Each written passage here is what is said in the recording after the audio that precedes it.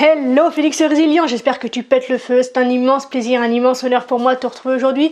Aujourd'hui, très cher ami, j'ai envie de répondre à une question qui m'est très régulièrement posée, alors en général après le visionnage de la vidéo qui concerne les 10 signes qui montrent que tu es la proie d'un pervers narcissique. Cette question, du coup, je pense que tu t'en doutes, c'est Marie, dans les 10 signes que tu cites, je me retrouve dedans. Alors, est-ce que ça veut dire que je suis moi aussi pervers narcissique ? Alors, premier élément de réponse que je peux t'apporter, c'est que c'est normal que tu te retrouves dans au moins l'un de ces points, parce que, je suis désolée de te le dire, mais nous sommes absolument tous capables de manipulation. Et ce sous différentes formes. Qui n'a jamais utilisé, ose me dire que tu n'as jamais utilisé la dissimulation, la culpabilisation, la menace, l'humiliation, l'intimidation, le chantage. Qui n'a jamais utilisé ces procédés pour obtenir quelque chose d'important pour lui? On l'a tous fait. Alors si certains ont pris conscience de ce comportement et ont pu l'arrêter, d'autres continuent de l'utiliser de manière très régulière. Donc oui, nous avons tous la capacité, nous avons tous été à un moment donné manipulateurs. Oui, ça c'est vrai.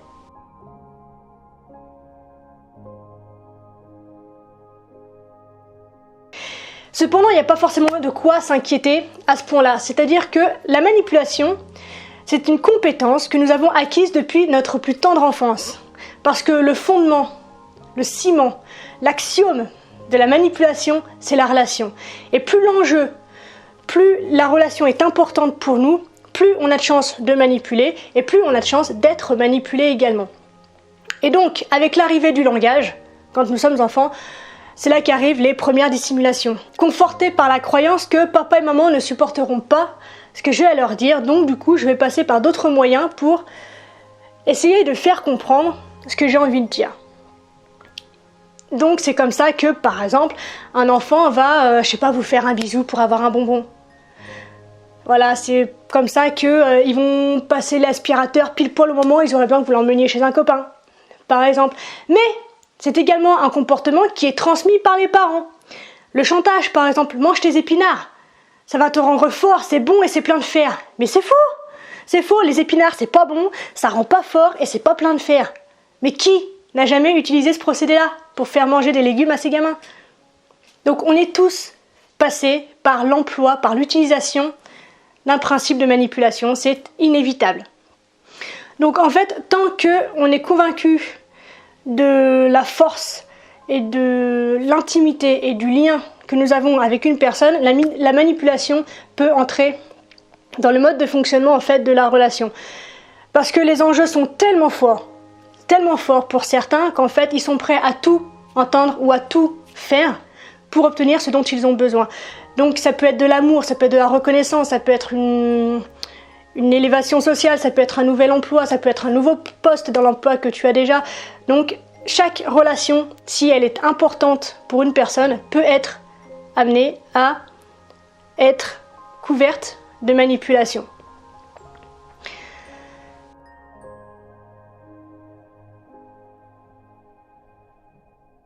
Alors, comme j'ai dit précédemment, il y a plusieurs grands types de manipulation qui sont très régulièrement utilisés. Donc il y a la dissimulation, c'est une des plus connues, la culpabilisation, très en vogue elle aussi, et la confusion. Ce sont les trois grandes méthodes de manipulation qu'on retrouve de manière très régulière et que l'on intègre dans ce qu'on appelle de la perversion langagière, différente de paroles perverses. Mais nous reviendrons après sur ce qui fait la différence entre ces deux concepts. Mais il y a également quelque chose de très important et qui est en lien du coup avec tous les messages que moi je cherche à délivrer, le négationnisme. Le négationnisme, c'est nier en fait des choses qui sont grosses comme ça. Comme par exemple, je vais prendre des trucs assez forts, la Shoah. On a du mal à reconnaître que la Shoah ait pu avoir lieu. Ou encore le génocide arménien. On en est encore à devoir s'excuser aujourd'hui pour quelque chose que tout le monde ne pense pas avoir fait. C'est une horreur. Et en fait, la difficulté du négationnisme dans ce genre-là, c'est que plus la victime va vouloir se justifier, plus la victime va vouloir prouver qu'elle est victime, plus en fait elle va pouvoir s'en mêler et sombrer. Et c'est le gros problème que nous retrouvons aujourd'hui par exemple dans le cadre d'agressions sexuelles. Parce que les personnes victimes d'agressions sexuelles ne sont pas entendues.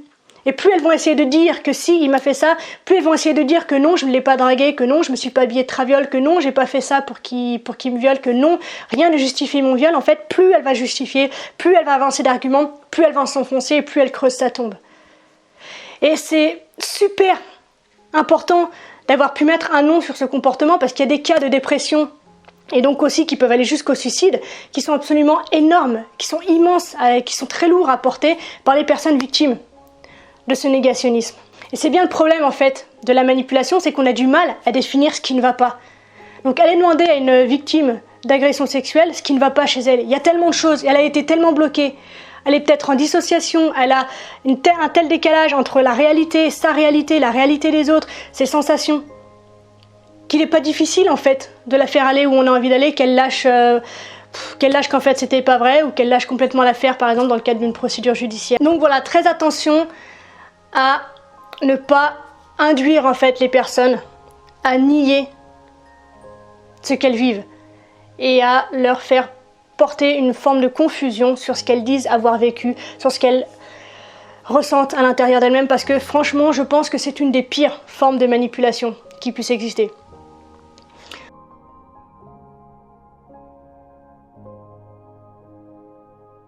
Alors, comme j'ai dit précédemment, il y a une différence entre perversion langagière, qu'on retrouve donc derrière une certaine forme de culpabilisation, de confusion ou de dissimulation, et la perversion réelle.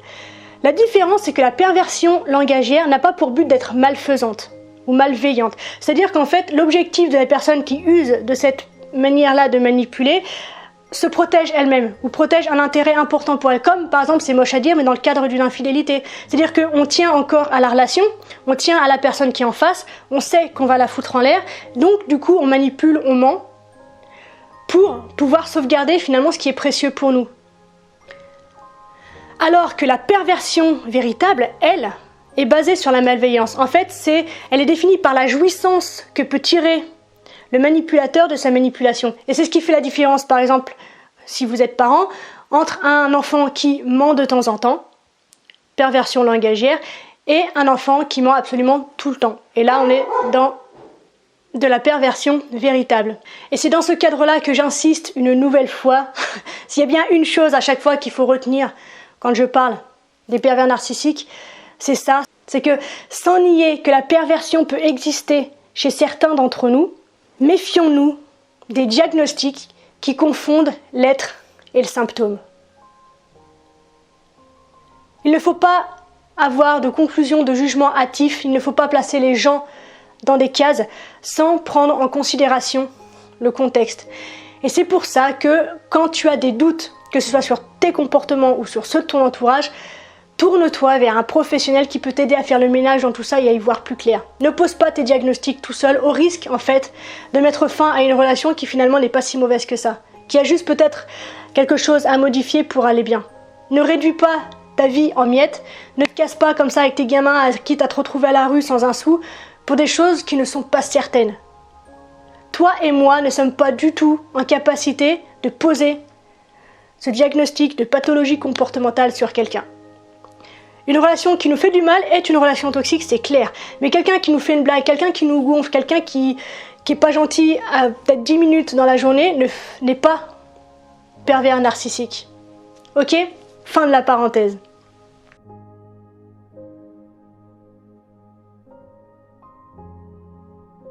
Mais donc du coup, comment faire pour se protéger de ces formes de manipulation au quotidien ? Eh ben, c'est triste à dire, mais en fait, c'est super difficile. Et je pense, c'est mon point de vue, qu'en fait, une des techniques réside dans le fait de faire attention au discours et non pas au contenu. En gros, quand ton conjoint, quand ton ami, quand ton collègue, quand ton patron te dit quelque chose qui te semble être de la manipulation, je t'invite à te poser la question, qu'est-ce qu'il est en train de faire et non pas qu'est-ce qu'il est en train de dire. Ainsi déjà tu prends une distance vis-à-vis du discours, vis-à-vis du contenu donc, et tu ne t'identifies pas à ce qui est dit. Et tu peux prendre du coup les choses avec beaucoup plus de recul et de sérénité. Parce que je pense qu'en fait ça ne sert absolument à rien de chercher à comprendre, parce qu'il n'y a absolument rien à comprendre dans ce type de relation. Donc juste te poser la question, qu'est-il en train de faire? Et non pas, qu'est-il en train de dire? Et je t'invite également à te pencher en fait sur ce que ça peut provoquer chez toi. Par exemple, à te demander comment je me sens, qu'est-ce que ça me procure, quel effet ça a sur moi, quel impact, est-ce que je me sens angoissée? Est-ce que j'ai mal au ventre? Est-ce que je commence à avoir les mains moites? Est-ce que ça fait résonner quelque chose? Peut-être du passé. Est-ce que ça me rappelle une situation que j'ai déjà vécue? Mais surtout, sans jugement et sans te culpabiliser, je t'invite à te poser la question, qu'est-ce qui le pousse à agir comme ça avec moi? Et surtout, n'oublie pas de te pencher sur ce que t'apporte cette relation sur laquelle tu as des doutes. Parce que, je le répète, plus on accorde d'importance au lien, plus la manipulation a de chances de faire effet. Et c'est là qu'entre en fait le paradoxe entre les gens qui souffrent et les gens qui restent. Parce que du coup, pour ne pas détruire cette intimité, pour ne pas trahir cette intimité, ce lien auquel on s'accroche avec l'autre, en fait, on est capable de cacher, on est capable de faire semblant, et on est capable finalement de manipuler nous aussi notre entourage pour faire croire que tout va bien, pour faire croire que finalement cette relation est parfaite, et pour faire croire que c'est nous qui sommes en cause dans tout ça, ou pour rejeter complètement la faute sur l'autre. Donc c'est pour ça que c'est super important de prendre le temps de se questionner sur toutes les questions donc, que je t'ai suggérées auparavant. Donc, quel impact ça a sur moi, à quoi ça me renvoie, et qu'est-ce que j'ai à gagner dans cette relation, pourquoi est-ce que je me laisse avoir. Et je pense que finalement, on peut s'en sortir qu'en repérant finalement quelque part en soi une forme de mal-être, d'inquiétude, d'angoisse, de douleur, ou même d'un début ou un milieu ou une fin d'état dépressif qui devrait nous pousser donc à nous poser des questions. Et dans ce cas-là, une fois que c'est repéré, la seule solution, selon moi, c'est d'aller voir un pro qui va t'aider à démêler tout ça. C'est absolument indispensable. Il y a des choses qu'on ne peut pas faire tout seul. Il faut mettre de côté son ego. Il n'y a absolument aucune preuve de faiblesse dans le fait de demander de l'aide. Bien au contraire. La vulnérabilité, l'authenticité, c'est une exceptionnelle preuve de force. Et d'humilité surtout, parce que ça prouve qu'on est comme les autres. On n'est ni plus ni moins que la même chose que tous les autres qui nous entourent.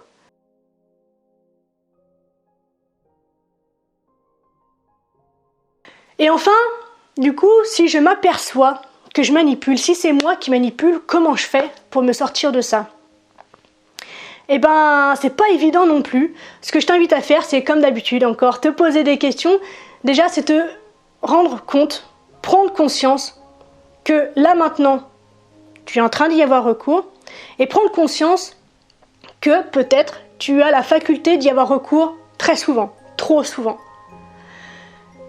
Une fois que c'est fait, je t'invite du coup à aller voir la personne que tu manipules, à reconnaître que tu as essayé de manipuler, à remettre les choses avec elle dans le droit chemin, à reprendre quelque chose de sain et d'authentique.